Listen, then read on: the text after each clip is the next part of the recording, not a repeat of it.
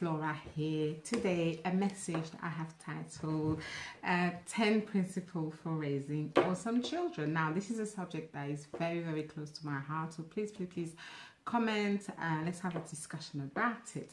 Before I start, I also want to make a disclaimer out there. I am not in any way saying that I have it all worked out. This parenting thing is a learning process for all of us. We learn every single day. So that being said, let's get cracking. Number one of what I believe are key principles to raising awesome children is to know and be clear about your vision.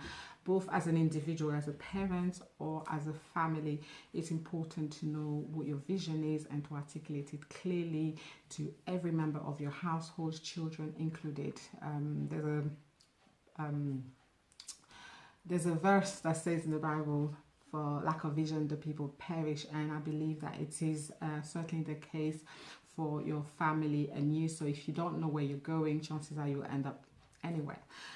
So that's number one. Number two is teaching your children your values, what matters to you as a family. You know, whether it's family values, family tradition, but also if you have a faith, it's important that you teach them values that are consistent with your faith. This will give them a sense of identity. It would actually reinforce who they are. Number three on the list is that as a parent, you have to identify your children's their own purpose and articulate it clearly to them, regularly, reinforce it and consistently. So again, it will give them that sense of direction, and I believe that it would make them less likely to get distracted in life. So number four, I beg your pardon, is identifying their gift and their talent. And this can be done through, similar to the purpose really, it can be done through observation. So, watch them as they grow, but also talking with other people who are involved in their care, in their education, childminders, teachers, but also other family members who know them well. Now, knowing their gift and their talent is so that you can ensure that these are channeled in a positive outlet, and that,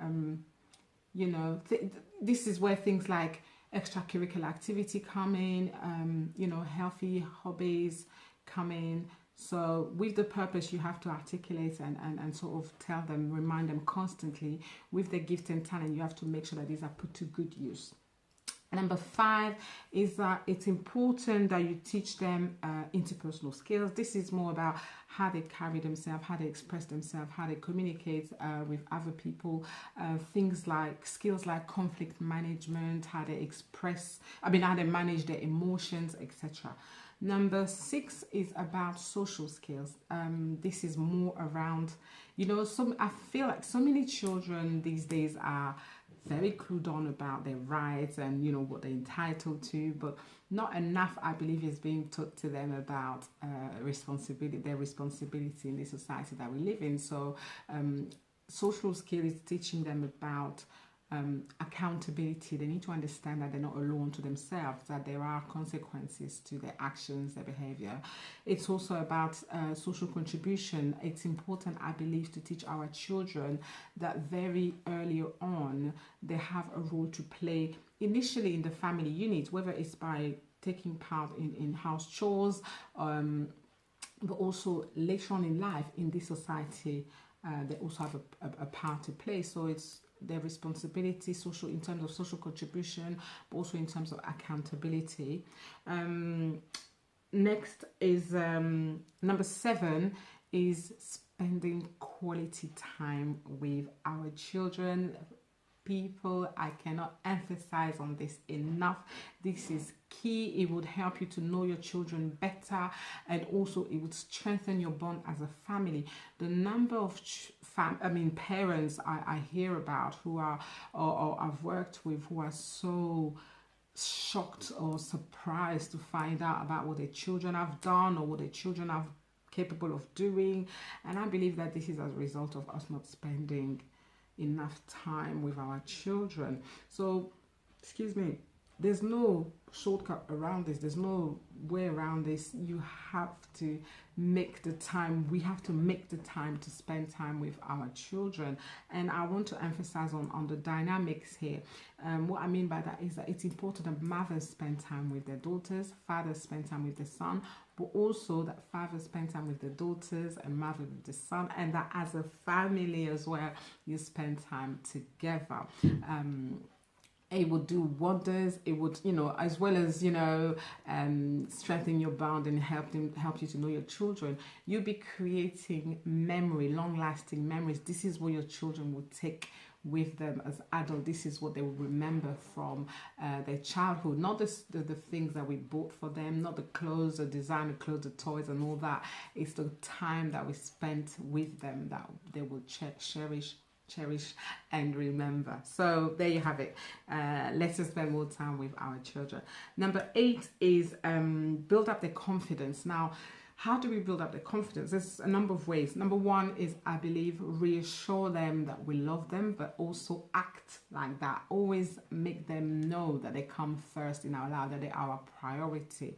By praising them, you know, when they've done well, by encouraging them to take risk, to try out new things, by being honest with them, by also you know, being honest, things like apologizing when we got it wrong, just, you know, acknowledging that, you know what, I you know, no parent is perfect. I admit that this time around maybe I was out of order, maybe I should have handled it better. Whatever it is, let's just sort of give them that sense of value. Let's show them that they matter, that they're the most important people on earth as far as we're concerned. Number 9 is teaching them about discipline. Now, this is more about setting boundaries, make them understand boundaries and also consequences. And for me personally, the challenge with this is to follow through. So being consistent with teaching them about the consequences of, you know, poor behavior and things like that. And number 10, which again is absolutely key, is be good role models for our children. Let us be the kind of adults we would like our children to be, as citizens, as family members, as spouses, as parents. Let us model the behavior we want them to let us be good role model for them. And even in our marriages, let us have the type of marriages we would like our children to have. And this is, you know, children are so much better at copying us than at doing what they're told to do. So I hope this sort of makes sense. So there you have it, 10 principles which I believe will help us all in our role as parents, this noble task that is parenting. I really pray that you've been blessed, that this has served you. If it has, please share, like, comment, subscribe. Remember that you're blessed to be a blessing. Until next time, shalom.